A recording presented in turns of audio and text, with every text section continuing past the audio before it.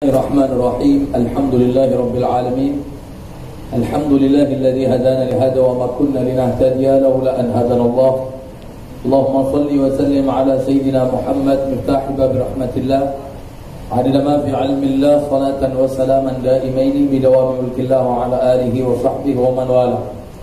Alhamdulillah, segala puji syukur kehadirat Allah Subhanahu wa taala yang telah mengumpulkan kita, yang telah mengizinkan kita pada detik hari ini untuk menunaikan kewajiban untuk melaksanakan daripada salat Isya berjamaah, kemudian disusul dengan kita akan melaksanakan salat tarawih di malam-malam yang agung dan mulia ini.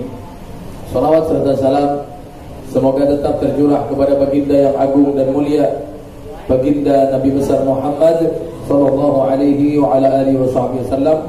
Semoga kita kelak mendapat syafaatul uzma di yaumil qiyamah. Amin ya rabbal hadirin hadirat yang dimuliakan oleh Allah Subhanahu wa taala. Tanpa terasa Ramadan terus berjalan sehingga hari demi hari kita lalui. Perasaan kita baru kemarin Ramadan, tapi sekarang sudah mulai berganti hari terus. Nanti tanpa terasa Ramadan akan selesai. Dan tidak ada yang tahu, mungkin ini Ramadan terakhir buat kita ayuhal ibad. Dan tidak ada yang tahu, mungkin kesempatan ini adalah kesempatan terakhir buat kita. Kesempatan kita buat puasa, kesempatan kita buat membaca Al-Quran, kesempatan kita untuk memperbanyak zikir. Mungkin ini Ramadan terakhir. Apakah kita ada yang tidak ada jaminan Ramadan yang akan datang kita berjumpa lagi? Maka maksimalkan, maka Al-Quran kita hatamkan, maka puasa yang sekarang kita jalani perbaiki dengan bagus.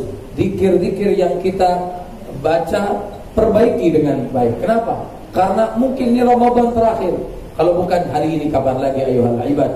Maka di kesempatan yang agung dan mulia, di kesempatan yang suci ini Ramadan, maka jadikan momentum ini momentum yang terbaik ibadah kita kepada Allah Ta'ala, terutama membaca Al-Quranul Karim. Sebab kata Imam Ahmad bin Hanbal alaihi rahmatullah, rahmatul abrar, tidak ada orang yang paling cepat mendapat cinta dari Allah Subhanahu wa taala melainkan dengan Al-Quranul Karim. Hadirin yang dimuliakan Allah, alangkah malunya diri ini. Dahulu ada seorang anak kecil yang berumur 6 tahun, di televisi kita sama lihat. Orang yang buta dari kecil bisa menghafal Al-Quran. Padahal begitu susahnya. Anak kecil umur 6 tahun yang sampai masuk ke dalam televisi saat itu di perlombaan tahfidzul Quran, hafidz Indonesia, itu anak buta dari kecil namun bisa hafal Al-Quran 30 juz ayuhal ibad. Kita bertanya kepada diri kita, berapa kita dikasih umur oleh Allah, kita dikasih penglihatan oleh Allah, bahkan Al-Quran kita tidak pernah hatam ayuhal ibad. Bahkan kita tidak mau belajar Al-Quranul Karim. Alangkah malunya kita di hadapan Allah jikalau dipertanggungjawabkan, jikalau disenderkan bersama anak itu. Wahai fulan, kata Allah, kamu lihat anak itu buta dari kecil, dia bisa hafal Al-Quran. Kamu aku berikan nikmat mata, namun kau tidak mau membaca Al-Quran. Hadirin yang dimuliakan Allah, maka di kesempatan ini, Ramadan ini, kita sering dengar bahwasanya Al-Quran diturunkan di bulan Ramadan. Sayyidina Utsman ibnu Affan alaihi rahmatullah, rahmatul abrar radhiyallahu anhu warḍah. Sayyidina Utsman mengatakan, "Lau tahurat qulubuna ma syabi'at min kalamillahi azza wa jalla."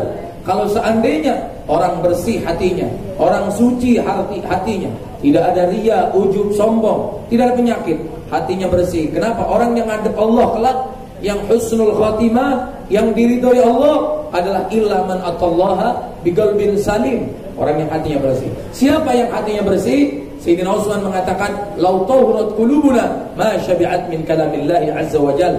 Kalau bersih hati seseorang, tidak akan pernah bosan membaca Al-Quran, tidak akan pernah bosan melantunkan Al-Quran, tidak akan pernah bosan mentadaburi Al-Quranul Karim, tidak akan pernah bosan belajar Al-Quranul Karim.